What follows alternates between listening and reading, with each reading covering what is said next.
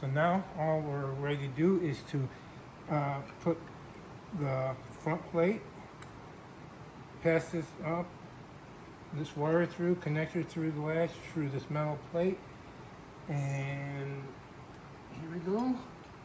Wire through the bottom, the latch through the center of the engaging lamp.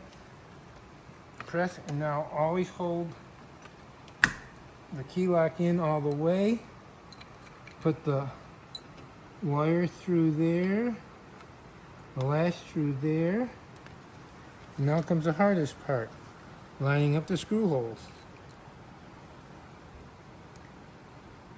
If I'm lucky, I can get one in here. Let's try this other one here. Yeah. Okay.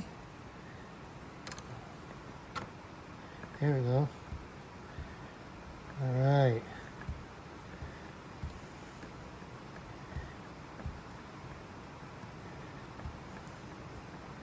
One screw in.